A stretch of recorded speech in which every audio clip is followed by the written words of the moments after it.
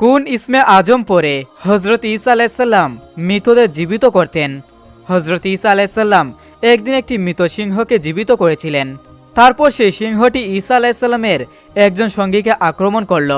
তখন ঈসা আলাইসাল্লাম সেই সিংহটির সাথে কি করেছিলেন, আর কেনই বা সেই সিংহটি ঈসা নবীর সঙ্গীকে হত্যা করেছিল? এই ঘটনার মধ্যে আল্লাহর কি হিকমত রয়েছে? একদা হজরত ঈসা আলাইসাল্লাম কোথাও গমনের উদ্দেশ্যে রওনা হয়েছিলেন। পথিমধ্যে এক লোক তার সঙ্গী হল। তারা একত্রে হাঁটতে শুরু করলেন। লোকটি ছিল অত্যন্ত বাচাল প্রকৃতির এবং আহম্বক স্বভাবের। তারা রাস্তা দিয়ে হাঁটতে হাঁটতে একটা জঙ্গলে ঢুকে পড়ল। রাস্তার পাশে এক বিশাল গর্ত ছিল। তারা গর্তটির পাশ দিয়ে অতিক্রম করার সময় সেই বোকা লোকটি গর্তে তাকিয়ে দেখল এক কঙ্কাল পড়ে রয়েছে। দেখে মনে হচ্ছিল এ যেন এক বিশালাকার কোনো প্রাণীর কঙ্কাল। তখন লোকটি হজরত ঈসা আলাইসাল্লামকে জিজ্ঞাসা করল, হে নবী, বলুন তো এটি কার কঙ্কাল হতে পারে? ঈসা আলাইসাল্লাম বললেন, আমি তো জানি না এটা কার কঙ্কাল। আমি তো কেবল সেটাই করি যা মহান আল্লাহ রব্বুল আলামিন আমাকে করার আদেশ দেন এবং ততটুকু জানতে পারি যা সম্পর্কে তিনি আমাকে জানান। এরপর ওই আহম্বক লোকটি বলল, হে নবী, আপনি তো মৃত প্রাণীর মধ্যে প্রাণের সঞ্চার করতে পারেন। আপনি এখনই ইসমে আজম পাঠ করে এই মৃত সিংহটিকে জীবিত করে তুলুন। আমি এর আসল রূপ অবলোকন করতে চাই, আর সেটা আপনি না করলে আমাকে ইসমে আজম শিখিয়ে দিন। ঈসা আলাইসাল্লাম বললেন, এই বোকা মানুষ, এক্ষুনি আল্লাহ তাআলার কাছে ক্ষমা প্রার্থনা করো এবং নিজের জবাবের হেফাজত করো। ইসমে আজম পরে মৃতকে জীবিত করার ক্ষমতা আল্লাহ কেবল আমাকে দান করেছেন। তুমি ইসমে আজম যতবারই পাঠ করো না কেন, এই প্রাণীটি প্রাণ ফিরে পাবে না। আর আল্লাহ রব্বুল আলামিন যতক্ষণ না নির্দেশ প্রদান করবেন ততক্ষণ এই প্রাণীর জীবন লাভ করবে না। আল্লাহর ইচ্ছা ব্যতীত কোনো কিছুই সম্ভব নয়। তখন লোকটি বলল, ঠিক আছে, তাহলে আপনি ইসমে আজম পাঠ করুন। হজরত ঈসা আলাইসাল্লাম বললেন, দেখো, এই পৃথিবীতে অসংখ্য মৃত প্রাণীর কঙ্কাল রয়েছে। সবাইকে জীবিত করা কি আমার জন্য বাধ্যতামূলক? বরং আল্লাহ তাআলা যখন যাদের ব্যাপারে চান তখনই কেবল আমি মৃত কঙ্কালে রূহ প্রবেশ করাই এবং তাদের প্রাণ ফিরিয়ে আনি। তুমি এখানে একটি কঙ্কাল দেখতে পেয়েছ, কিন্তু এই কঙ্কালকে জীবিত করার আদেশ আল্লাহ তাআলা আমাকে দেননি। এটা শুনে লোকটি ভীষণ রেগে গেল।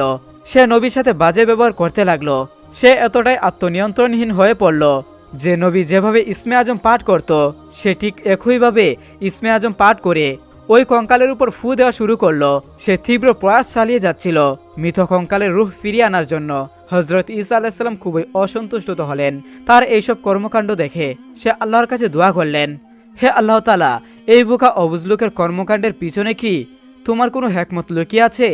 সঙ্গে সঙ্গে আল্লাহ রব্বুল আলামিনের পক্ষ থেকে আওয়াজ আসলো, হে নবী ঈসা রুহুল্লাহ, এখানে আশ্চর্য হওয়ার কি আছে?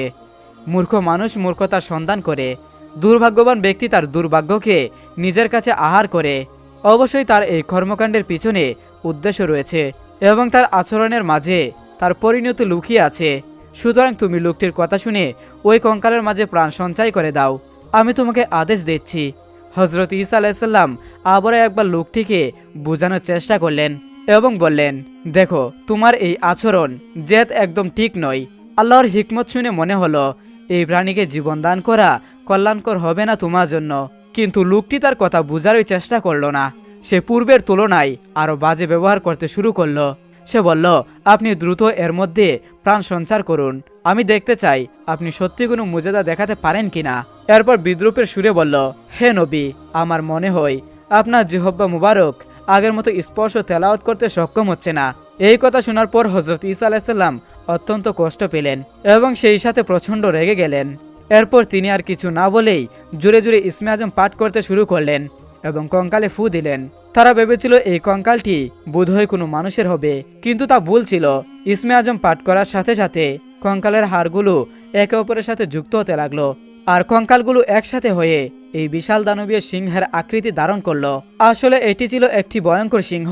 প্রাণ ফিরে পাওয়ার সাথে সাথে সিংহটি গর্জন করতে শুরু করলো।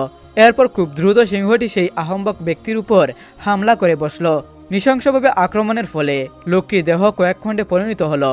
হজরত ঈসা আলাইসাল্লাম সিংহকে উদ্দেশ্য করে বললেন, হে বনের রাজা, তুমি কেন লোকটির উপর এত দ্রুত হামলা করে তাকে হত্যা করলে? কিন্তু তুমি হত্যা করার পরেও কেন ওই লোকটির মাংস ভক্ষণ করলে না? সিংহ জবাবে বলল, হে আল্লাহর নবী, আমার মৃত্যুর সাথে সাথে আমার পৃথিবীতে রিজিক শেষ হয়ে গেছে, তাই আমি চাইলেও এখন এই লোকটির মাংস খেতে পারবো না। আর এই লক্ষ্মীর মৃত্যু আমার আক্রমণের ফলেই হবে, এমনটা তার ভাগ্যে লেখা হয়েছে। আর এভাবে আপনি আমাকে জীবিত করেছেন। আমি যেদিন মৃত্যুবরণ করেছি সেদিন থেকেই পৃথিবীর সকল রিজিক আমার জন্য শেষ হয়ে গিয়েছে। এরপর সিংহটি আবার আগের অবস্থায় ফিরে গেল, এই গর্তে কঙ্কাল হয়ে পড়ে রইল। আমরা হজরত ঈসা আলাইসাল্লামের মুজাদা দেখে বুঝতে পারলাম আল্লাহ তাআলা পৃথিবীর বাস্তব সত্যকে এই ঘটনার মাঝে উপস্থাপনা করেছেন। অর্থাৎ আমরা সবাই যে অবস্থানে থাকি না কেন, সবকিছুর পিছনে হিকমত লুকিয়ে আছে। কেউ একজন বলেছিল, না বেশি উন্নতি ভালো, না বেশি ধ্বংস ভালো, আমার মালিক আমাকে যেভাবে রেখেছেন সেই অবস্থায় আমার কাছে সবচেয়ে ভালো। আর আমাদের একটি কথা অবশ্যই মনে রাখতে হবে, নবী রাসূল ও তাদের জীবন নিয়ে কখনো বেয়াদবি করা যাবে না। বন্ধুরা, এই ছিল আমাদের আজকে ভিডিওটি কেমন লেগেছে অবশ্যই আপনাদের মন্তব্য জানাবেন। ভালো থাকুন, সুস্থ থাকুন, আল্লাহ হাফিজ।